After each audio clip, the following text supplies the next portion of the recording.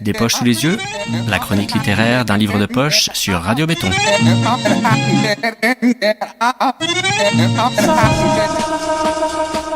Marina de Vannes, stéréoscopie chez Alia. Marina de Vannes, ce nom vous dit peut-être quelque chose. Normal, elle a plusieurs cordes à son arc. En bonne étudiante de la Fémis, elle a réalisé de nombreux courts-métrages, fait l'actrice pour Ozon et Bonitzer, avant de se lancer dans la réalisation de longs-métrages.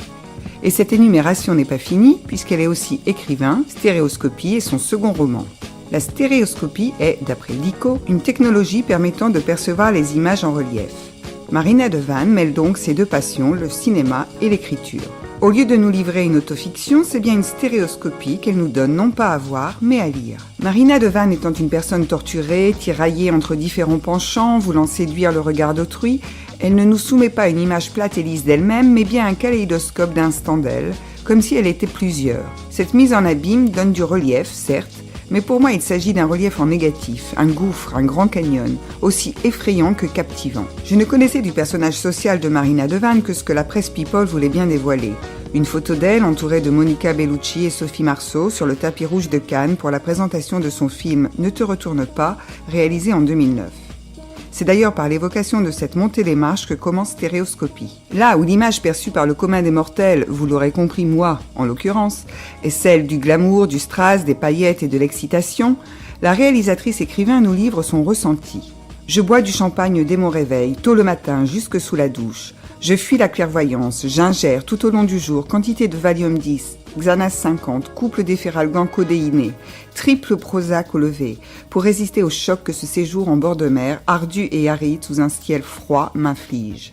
À partir du moment où l'on accepte le principe du déballage sans concession des descriptions avilissantes de la déchéance, de l'addiction à l'alcool, au sexe, à la cam et au médoc, on apprécie ce court récit.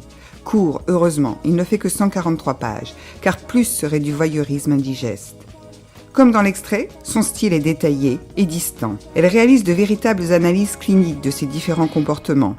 Elle décrit par exemple précisément ses dosages médicamenteux, comme s'il s'agissait de recettes de cuisine, en remplaçant farine et œufs par Xanax et Valium. Comme tout bon addict, accro qui se respecte, elle est persuadée d'être aux commandes, de tout contrôler, alors que ses troubles neurologiques, son état émotionnel fiévreux et son agitation constante crient le contraire. Physiquement à bout, elle accepte de se faire interner pour désintoxication. S'ensuivent alors des entrées et sorties d'hôpital. La succession de cures et de rechutes peut paraître irritant pour une personne physiquement et psychiquement saine, mais cette succession décrit bien le processus de l'addiction.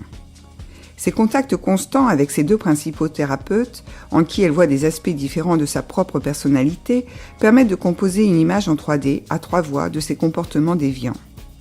Comme pour ses addictions, elle pense pouvoir maîtriser ses rapports avec ses thérapies et donc ses thérapeutes, l'amenant dans des relations sadomasochistes peu conventionnelles.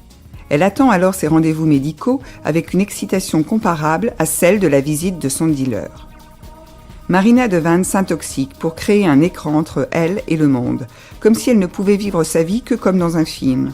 Et c'est par l'écriture littéraire qu'elle nous le dit. C'est une démarche originale et intrigante, d'une honnêteté redoutable. Au-delà de l'œuvre littéraire de qualité que représente Stéréoscopie de Marina de Vannes parue chez Alia, son contenu est un suicide social grand format.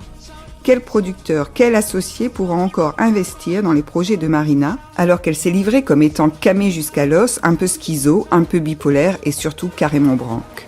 Peut-être que l'honnêteté est une qualité assez rare pour être appréciée. Retrouvez cette chronique sur le site despochesouslesyeux.fr et sur radiobéton.com.